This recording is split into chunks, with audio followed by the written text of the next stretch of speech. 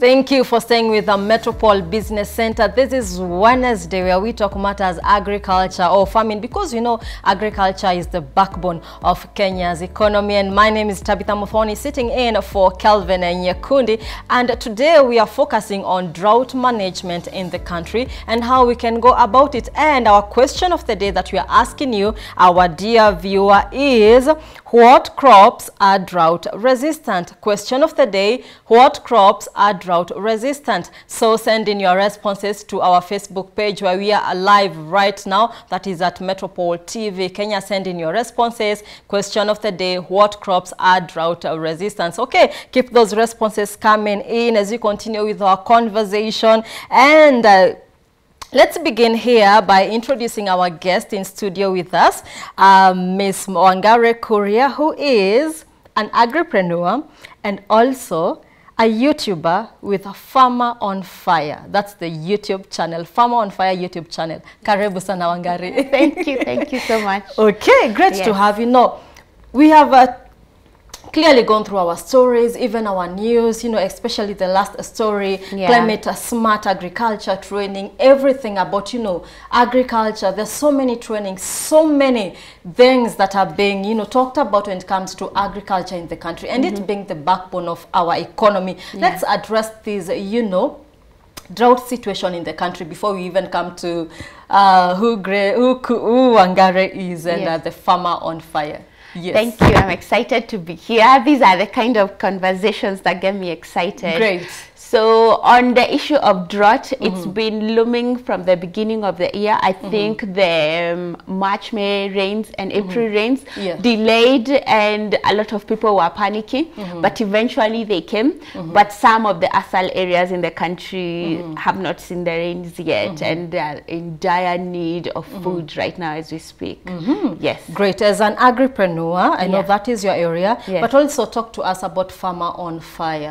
What is it all about? So Farmer on Fire started as a YouTube channel, but then we've grown as a company to where we are trying to really find solutions, giving farmers best practices, and really try to see our input on how we can make Africa just food, enough food for everyone to feed. We feel we are very strategically positioned in Africa. We have young people, we have the best climate, we have, you know, so much great weather all year around. Surely it shouldn't be a reason why we shouldn't be having surplus food for everyone to even feed other countries as well. Yes. Great. I like that you say that we are at a better place or a better position to curb drought in our country, and should not get to a point where we say we are now drought, you know, that drought is now a national disaster. That was so disappointing to state so. But let's talk matters of global warming. How does this affect us? How can we even go about it and, you know, best prepare to deal or curb global warming? Global warming is just a phenomenon that is new to us, but we are also wanting people, even as the brand Farmer on Fire, it wants people to take it on seriously. We sometimes think global warming is too bougie for us. We are not yet there. But if we are talking about food production, global warming has to go hand in hand with that conversation, because we have started to see the effects. And this case in point of the national disaster is an effect, has been caused by the global warming. So it's something that we need to have conversations right from the curriculum, the school institutions, everywhere. Everyone needs to be climate conscious and doing active things towards curbing the global warming. Yes. Great. You have talked matters food production, because I believe that is the source. Now, when it comes to food production, maybe there are some methods that you are using that are maybe not right. They're not in line with our, you know, climatic conditions and all that. What are some of the, you know, maybe ways that maybe farmers can use to curb drought in the country? We start with just farming for the sake of farming, or farming because it has been farmed that way. We need to change that whole narrative. Farming should be a business, and it means in being a business, you're looking at tomorrow, you're looking at 5 years, 10 years. So you don't want to still farm the same way you've been farming, yet tomorrow you're not assured of your source of water. So it means that not just because you want to change the environment, it's for your own self-preservation of your agribusiness. So get to know, where will I get water 10 years or 20 years from now? Where will my kids, who I'm leaving this whole land for, get water to plant their crops? So in that way, you are inculcating ways to conserve the water, first of all. Water harvesting as well. You are looking at efficient ways of water usage. Something like use of drip irrigation is a good way compared to furrow irrigation, or where you find there is a lot of wastage of water through to evaporation or just spill-offs. And spill-offs also make sure that they take away all your topsoil, which is also bad for erosion. It's all very connected. So when people are conscious of what they are doing and just pay attention to all the moving parts, that's all that we can ask for now. It all comes back together. Now let's borrow a leaf maybe from Israel and Egypt. We have talked about water harvesting and know the food production bit of it, but what are some of the methods that maybe can inculcate to ensure that we no longer have an issue of drought in a country that heavily relies on agriculture? It is true. Kenya relies on agriculture. About 70% of the economy comes from agricultural or related along the value chains. And for sure to say that we need to up our games in terms of technology and innovation. Why Egypt and Israel are ahead despite them being a desert kind of scenario, it's because they are leveraging on technology and innovation. And that's why we need to encourage these young people. They are raised, they just come up with solutions, and we need to try and see how we can make sure that we are bringing that into agriculture as well. Great. And when we say technology, there's a lot that comes into innovations around agriculture and even working with the county and the national government. Maybe let's talk matters policy. What are some of the policies that you should have around technology or innovation when it comes to agriculture? If you want impact that can be visible, it starts definitely at the policy level. Government needs to take charge. I mean, your one job is to feed your people. So I think that should be taken seriously, and we've seen that even involving agriculture and the Big Four agenda. We've seen a lot of action towards that, but we're still calling for more policies towards agriculture, towards empowering young people, and even technology, as you're saying. This is by having a lot of rollout programs that will encourage the young people to think outside the box in terms of solving their issues on the ground. And also a government that also is thinking about the future. We don't want to have this for the next 10 years. So let's say we have a national disaster today, but what's to stop us from having one in 2030? So we can start mitigating that right now by having long-term and short-term solutions that we can start implementing now. Great. Well put there. So let's talk maybe some of the feeding programs and distribution channels that are available to mitigate drought in the country. We've seen a lot. What can we come up with, even as influencers, as a YouTuber? What can you do from where you sit? For myself, I'm just rounding up a group of my friends, and we're going to go to Turkana, where I usually have a project to help the people who are affected by cattle rustling. See, this is what happens when you have a disaster. It means that the people in that community are not able to help themselves. Help has to come from outside and inject their input to help them move on. And so we've seen a lot of cattle rustling happening in Laikipia. We've seen a lot of going back to even early marriages, because the family literally doesn't have any money. It's affected the economic empowerment journey. And so for me, it's all about first getting those people food, because nutrition is very important. We're in the middle of a pandemic, so first of all that.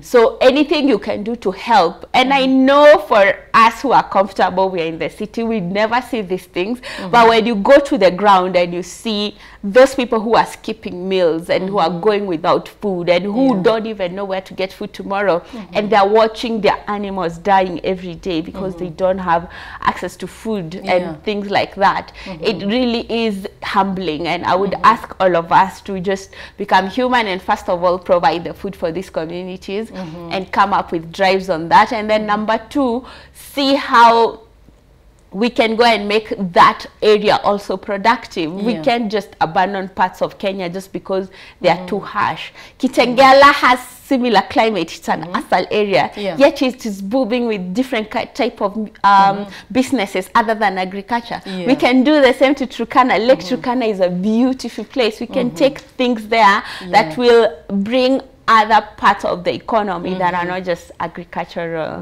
based. Yes. Wow, beautiful. Okay. Now we have talked about you know, everything that pertains, you know, drought, the mitigation and everything. Now how is it likely to affect our lives, and how can we avoid getting back to the same problem? If we talk about drought the year 2021, please let's not talk about it in the year 2030 or 2025, which is not far from us. What can we do, Wangari?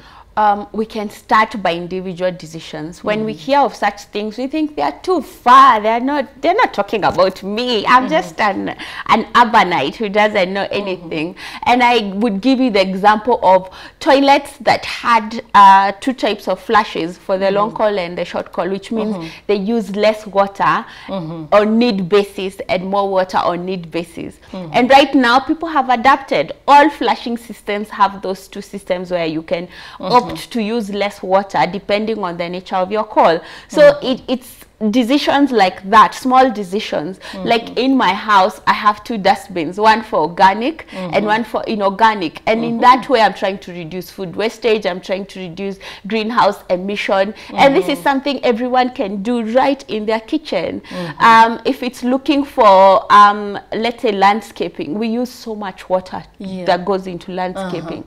Let's think about how to go around that. Have we thought about mulching? Have we thought about systems that will help us reduce water wastage, water seepage? If it's how we even grow our crops. When you find someone plowing up the hill and up and down it, instead of making contours, those kinds small things that we can do right in our lives that contribute to this conversation of national disaster. And then also the conversation of planting trees will never get old. We need to plant trees like the government. It's an individual responsibility. Yes. And if you're cutting a tree somewhere out there, make sure that all the trees that you've cut, you have replaced. We are not saying that we'd stop development, because that's also not fair. But if you cut a tree, at least replace it. And that should be happening, because we're also encouraging people to have fruit trees in school schedules, in the curriculum. At least fruit trees should become part of the scenery, and in the next 5 to 6 years we'll start seeing avocados and bananas on the streets, hopefully. Great. So let me pull up something. It's a report from the global report on a food crisis. That's let me just take it the way it is. According to the Food and Agriculture Organization of the United States, FAO, October 2020 global report on food crisis, 135 million people in 55 countries and territories are facing acute food insecurity at crisis level or higher. Okay, a situation that clearly requires urgent action. So the report further concluded that over 183 million people were experiencing a stressed level of acute food insecurity and have a high risk of sliding into a crisis level if confronted with additional shocks. Clearly the situation is worrisome. Yes. How can Kenya go about having public-private partnerships to curb drought? So, you know, the likes of Mali, they have been able to, the government has been able to, you know, to give out subsidies on time. But when it comes to the Kenyan government, how much goes into agriculture. Yes, we have that national budget, but does it really get to the farm on ground? Does it even get to the county government? Clearly, yes, we need to assess that. I know it's not your area, but what are some of the maybe public-private partnerships that we need to seek as a country to curb, drought in the country? This is exactly what I do. So this is right up my alley. Great. And I believe that the government can definitely do more in subsidizing and ensuring that the inputs that the farmers are getting them at least not as such exorbitant rates. Maybe the government can even become part of the supply chain. And also the issue of agricultural insurance. What happens when a farmer has done everything, they've planted, they've done everything, but then the rains didn't come? That's what happened this year. The issue is that they did everything. They put the fertilizer, they put the seed down, but the rains didn't come, and that led to the losses. But do we have agricultural insurance? Does the government even push for that? So it all comes back to policy level, where we are thinking about even conversations of food reserve. The NCPB, it's supposed to do that. What kind of tonnage do we have as our reserves? And conversations like that.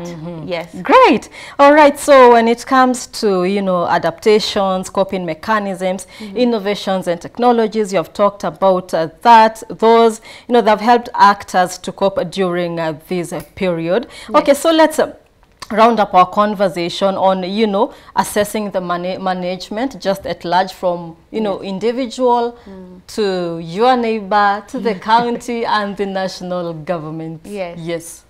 I'd say at least everyone who has built a house should have gutters and should have a way of collecting water. That is a resource you can't afford for it to spill over. The same way your mom taught you, it is not okay to leave a light, a light on when it's not in use. When someone is not in use, it's not okay to leave the water running on the taps. It should be the same way. So ensure you have gutters in your house and you're directing that water somewhere.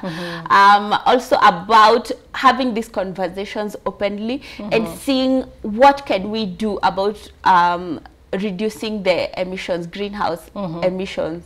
If it's cars, can we carpool? If it's going for a trip, is it possible to share a car? I know some of this conversation, but it's important to have those conversations because it's going to affect not just the future generations, but our generation. Literally, if we don't have food, we will be strained because we'll have to go to our neighbors who are smarter than us, yet we have the same resources to buy food for them at a higher price and that kind of thing. Great. Just only that we are agriculture handicapped, let me say so. And also when it comes to matters of finance, maybe from a personal level, can we go around, doing table banking and the sorts when it comes to, sources of funding when it comes to agriculture? Definitely. When you empower the woman and the youth through a scheme like that, that can help them even buy that water tank, which will give them a means of irrigation for their farm. And that adds to the millions of tonnage needed to feed a country. So it's in the small bits like that as well. Great. Wow, beautiful. Thank you so much, Wangari. All right, so there you have it, Wangari Kuria, who is an agripreneur and also a YouTuber, and her channel is Farmer on Fire. Clearly, she is on fire. And all right, let's have a reminder of our question of the day. And our question of the day, since we're discussing matters drought, our question of the day is, what crops are drought resistant? What crops are drought resistant? You can keep in your responses coming in on our Facebook page at the moment, because that is where we are live. That is Metropole TV Kenya. Keep your responses coming in. And let me just take one or two. Okay, Clemo Wanai, he says, loving the show. My guess would be things like sweet potatoes. Well, okay. Mungai Wathika says the answer has to be crops that don't need lots of water, like maize or cereals. What do you think? Don't give us an answer. That's why I didn't ask it. Okay. What do you think? Okay. Clementina Njiro Wakahawa West, the answer is beans. Drought resistant crops. All right. So Thank you so much for sending in your responses, but keep them coming in, because at the end we'll get to tell you what is the correct answer. All right, for now we take a very short break, but we also leave you with the agro commodities segment.